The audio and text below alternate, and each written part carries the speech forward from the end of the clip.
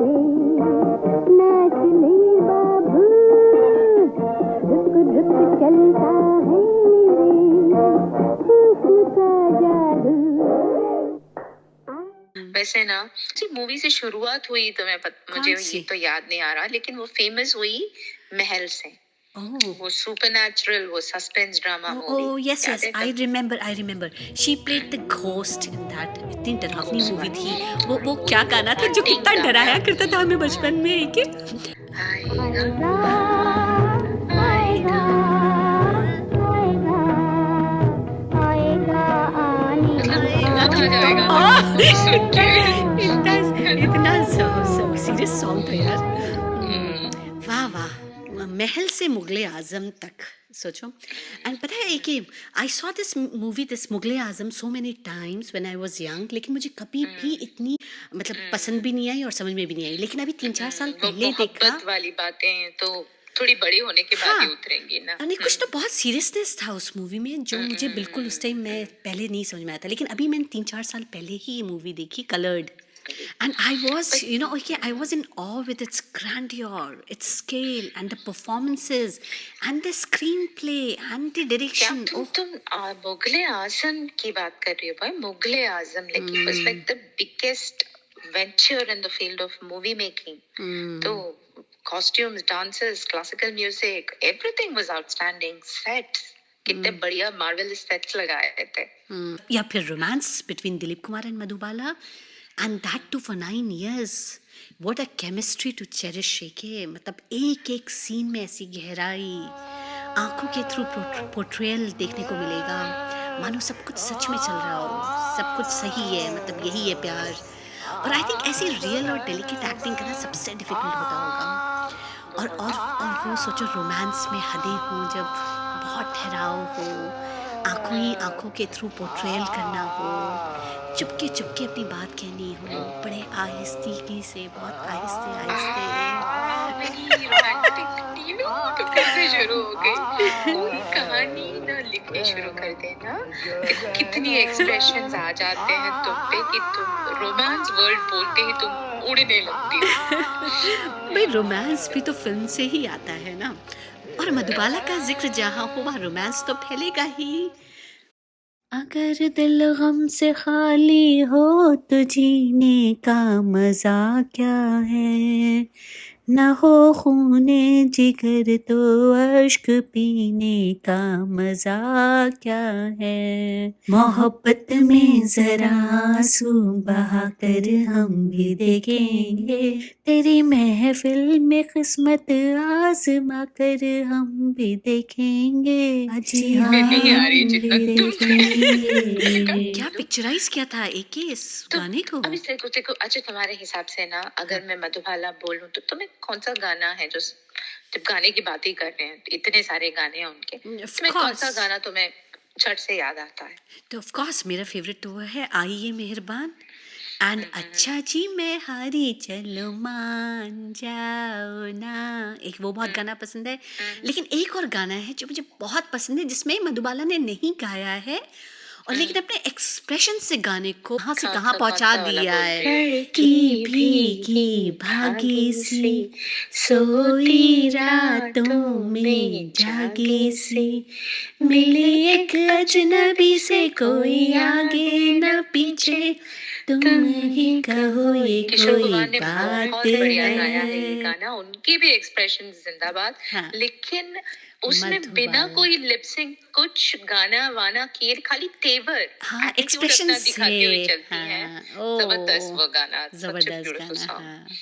हर road side Romeo गाता है शायद ये गाना, इतना फेमस है।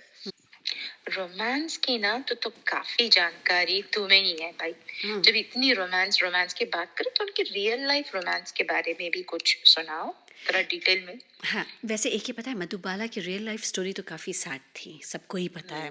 She was in Sad. Love with Dilip Kumar, और एक फिल्म नए दौर की शूटिंग के दौरान जब दिलीप कुमार ने बताया कि सारा जो शूट है वो आउटडोर पे है, तो मधुबाला के फादर अगेंस्ट हो गए। उनको लगा कि कहीं ये लोग बाहर जाएंगे आउटडोर शूट पे 1-2 महीना 3 महीना जो भी है, और इनका रोमांस कहीं जो है बहुत ज़्यादा ना बढ़ जाए आगे। एन और वक्त पे तो टांग अड़ाएंगे ही घर वाले। एग्जैक्टली तो उन्होंने जो है दिलीप कुमार को कहा कि नहीं, ये नया दौर की शूट जो है आप पूरा इंडोर कीजिए और मुंबई में ही कीजिए। सीरियस हो गई, बहुत सीरियस हो गई। और तुम्हें पता है नया दौर की स्क्रिप्ट अगर हम देखें, आज फिल्म देखें, तो वाकई पूरी फिल्म को बाहर ही पिक्चराइज, आउटडोर ही पिक्चराइज होना था, क्योंकि स्क्रिप्ट की डिमांड ऐसी थी।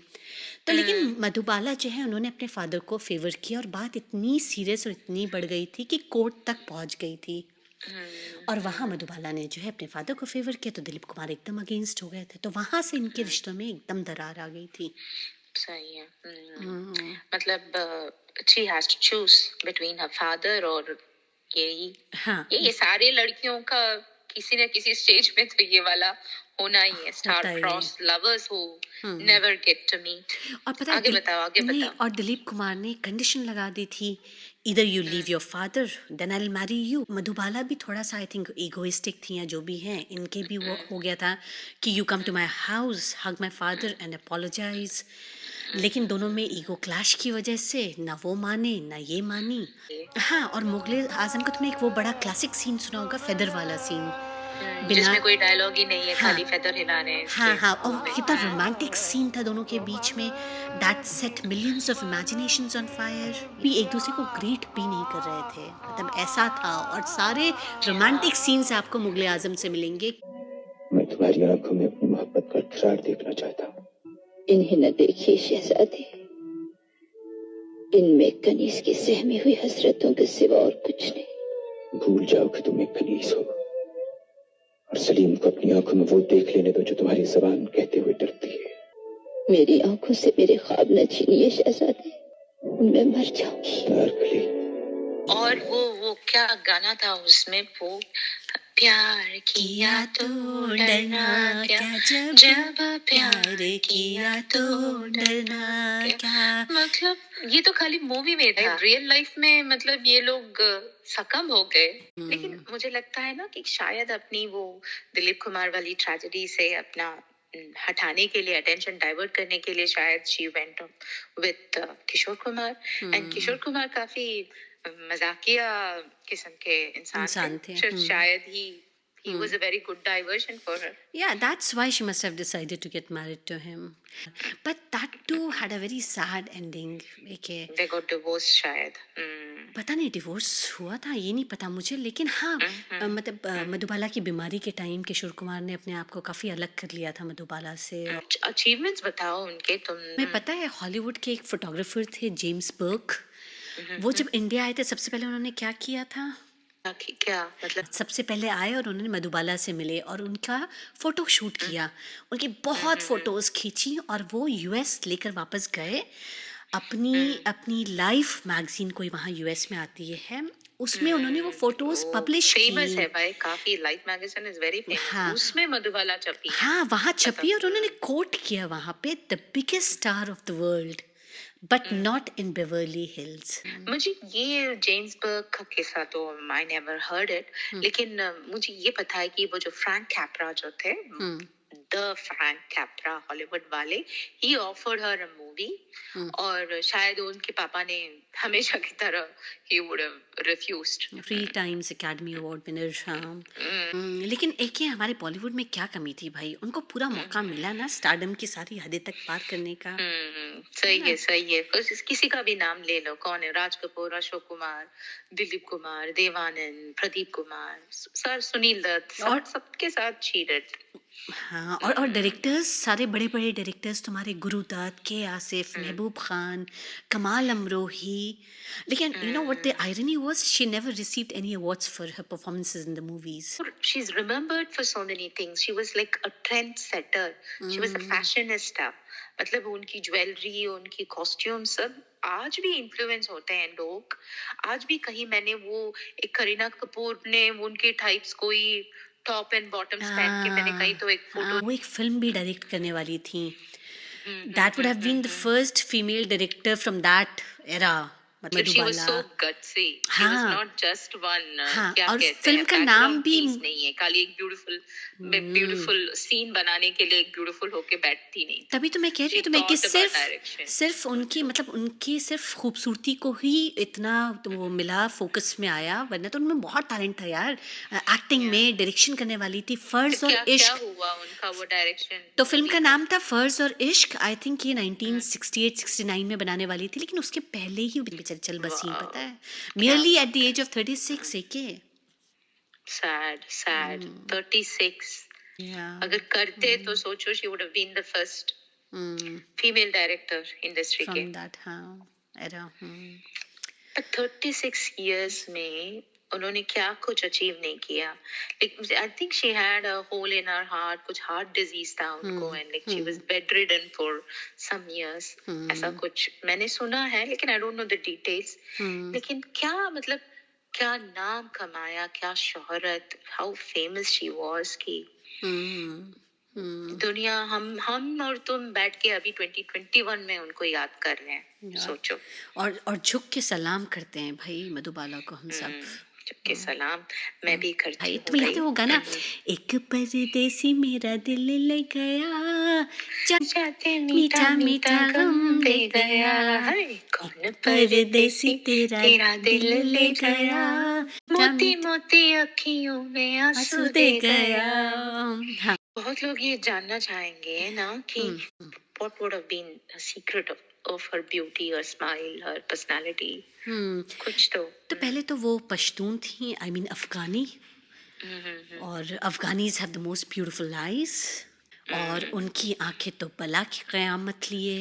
स्पेशली वो पूरा एवरीथिंग इज ढकोफाइड विद पर्दा, एंड खाली जब आंखें दिखती हैं वो कोल्ड आईज। हाँ, तो वो इतनी अफगानी ब्यूटीफुल आईज, इतने सारे फेमस फोटोज मिल जाएंगे बेली डांसर्स के भी, है ना, खाली वो आंखें इतनी खूबसूरत एंड ट्विंकलिंग, बिल्कुल वैसी आंख था। और मधुबाला जी की तो सबसे दुनिया की सबसे एक्सप्रेसिव आईज।